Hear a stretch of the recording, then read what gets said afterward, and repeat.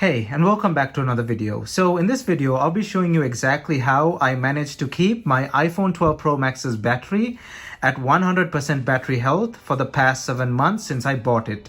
Now, to prove that my battery is at 100%, as you can see, I am in battery health here, and it says battery maximum capacity 100%. So this battery is just as is when it was new. Now, I purchased this on November 6th, the day it was released for pre-order, November 6th, 2020. And it arrived at my house November 16th, 2020. And so December, January, February, March, April, May, June, because now it's June 8th. So November 16th to June 8th is roughly 7 months, just a few more days to hit 7 months. And the battery is still 100% as you saw. So now I'll be giving you the steps as to how I managed to keep it still at 100%, because a friend who also bought the same phone, just a different color, was asking me how I managed to keep it at 100%, because he's not as a heavy user as me, but he bought the same phone on the same day, but his is 97%. So he was wondering, how is mine still at 100% even though I use it more than him? And I'll be showing you exactly how I managed to do this. But before we jump right in, don't forget to smash that like button and hit that subscribe button if you already haven't. And also check out my social media down in the description below, which includes Instagram, Discord, and Twitter as well. And now let's jump right into this video. So the first thing that I did to keep my phone's battery health above 100% is not letting the battery drop below 20% charge. Now, I know this is a bit hard for some people. Some people like to keep their battery until really low. They're just too lazy to go and put it on the charger and stuff. And I already covered this in this video up here. As you can see here, this wireless charging destroy your battery video. I actually mentioned this, so if you already have not watched that video, you can go and watch that video now. I explain exactly how wireless charging can help extend your battery health and also destroy your battery health. So you can go check that out if you like. But I mentioned this earlier in that video as well. According to many websites and many tests, we are looking at gearpatrol.com here. Keeping your battery above 20% helps the cycles not go over. Because a lot of lithium-ion batteries, lithium polymer batteries as well, they have a limited charge cycles.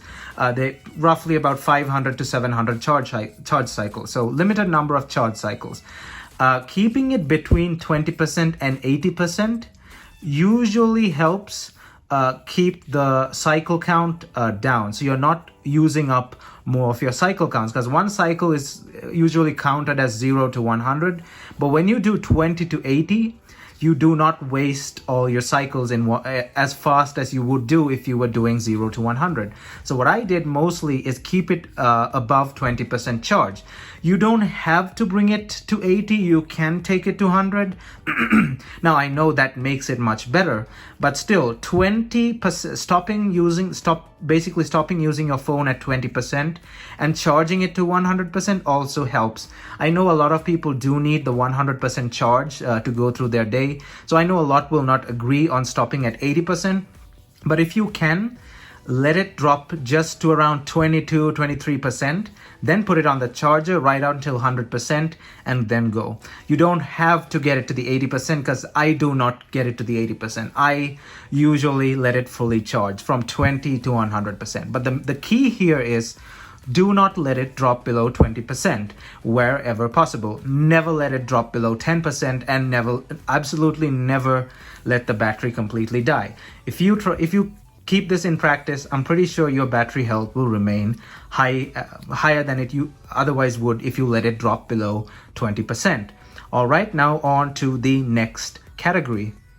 So the next category is avoid fast wireless charging. Now, again, with that video I mentioned earlier, fast wireless charging damages your battery because it overheats your phone, because there's a lot of energy loss when it comes to wireless charging, and that energy goes in the form of heat to your phone. Again, I've explained it really well in that video. And that heat heats up your phone, and heat destroys your battery after a certain point. It degrades your battery. Sure, the optimum performance temperature for a lithium polymer battery is towards the warmer side, but it should not get too hot, because if it gets too hot, the battery starts degrading, and I've again explained it really well in that video. Honestly, this category, if you want to see it, you should watch that video. But anyway, what I do is I do not use fast wireless charging whenever I can. I've actually stopped using my MagSafe and 20-watt charger combo, because this thing, though it's fast, it's really inefficient and it overheats the phone.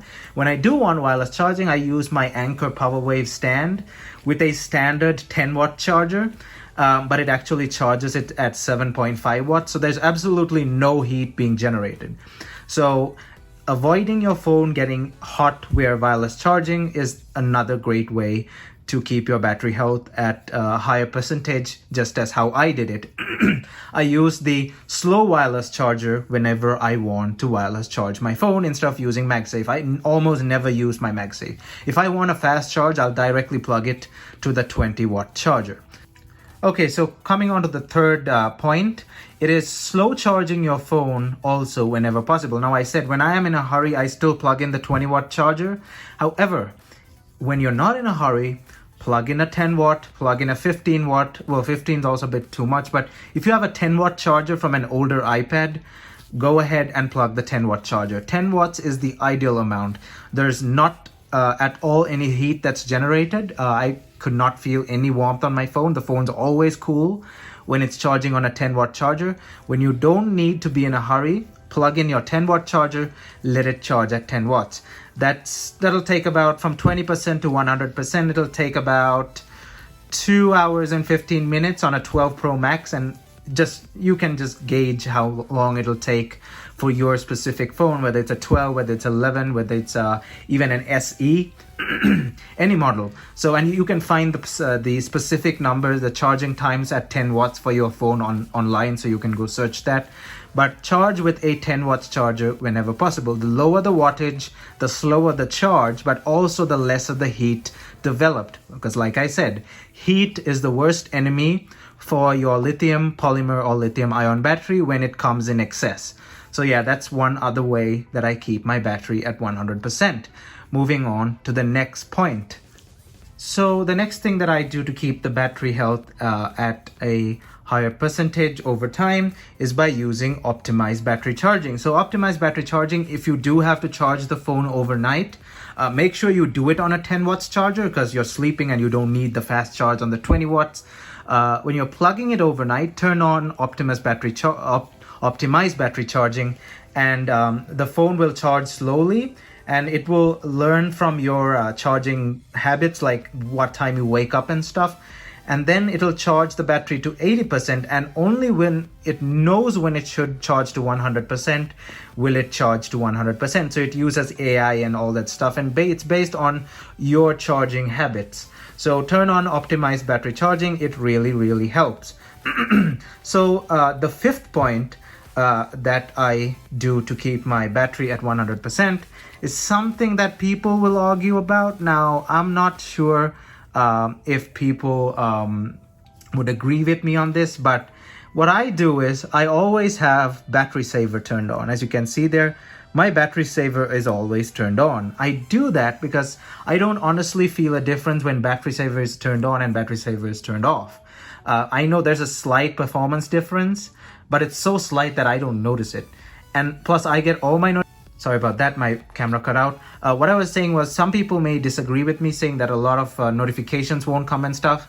I have not felt that. All the notifications that I want come through, and it comes to my Apple Watch, and it is notified, but you can set the phone to general and you will get the notifications. It's just there's a bit of performance decline, and background app refresh is turned off.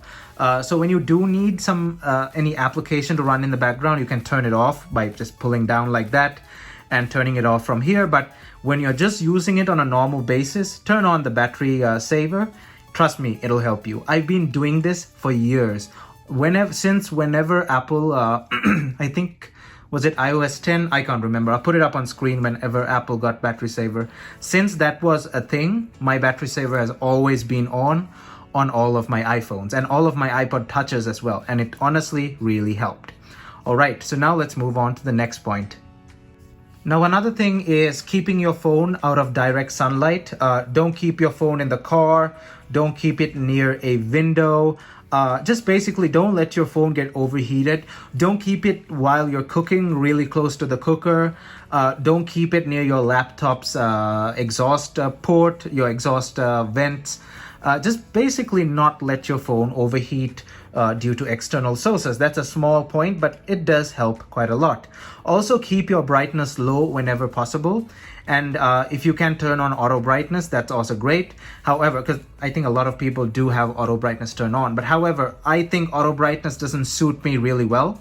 I like manually controlling my brightness, so I have turned off auto brightness and I keep the brightness as low as possible whenever I need it. I barely ever use the full brightness, only maybe when I'm in really bright sunlight conditions, but apart from that, I always keep the brightness as low as possible. Mine is currently set up to there. This also helps your AMOLED display avoid burn-in for much longer, because sure, this thing does have pixel shift technology and stuff, and Apple displays are the most resilient to burn-in. Like, they don't get burn-in as much as other brands and other manufacturers. However, they still can get burn-in. There are some iPhone 10s now that are getting burn-in slowly, because it's been like almost 4 years since the iPhone 10 was released. But still, it prevents burning. Maybe not for you, but maybe for the future owner of your phone. When you sell it, he will get to use the phone for longer without experiencing burn-in. But then again, it's not significant, but just, just for old time's sake, keep your brightness low as possible. So the final point I want to make is turning off your phone at night.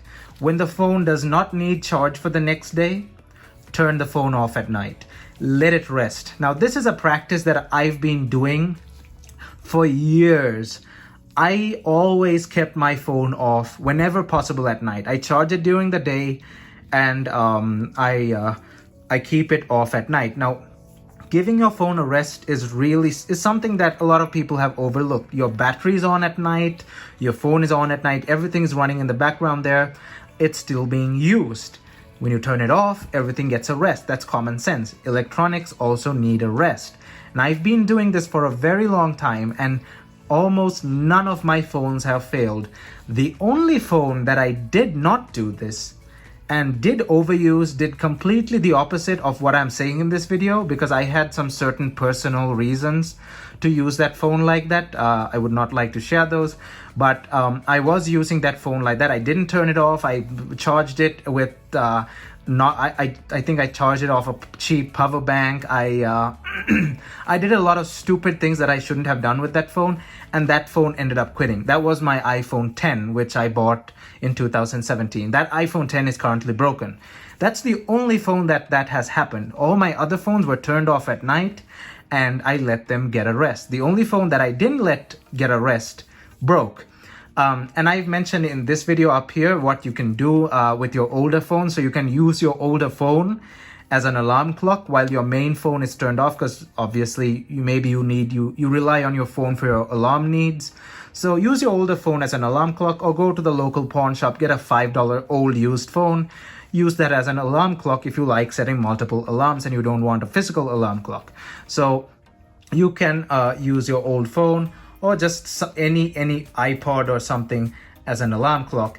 Trust me, it's going to help your phone on a long run. I have done this for a very, very long time, and this honestly really helps.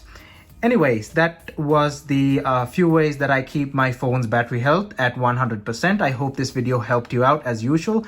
And if it did, don't forget to smash that like button and hit that subscribe button if you already haven't. Check out all my social media. And as usual, I'll see you guys in my next video.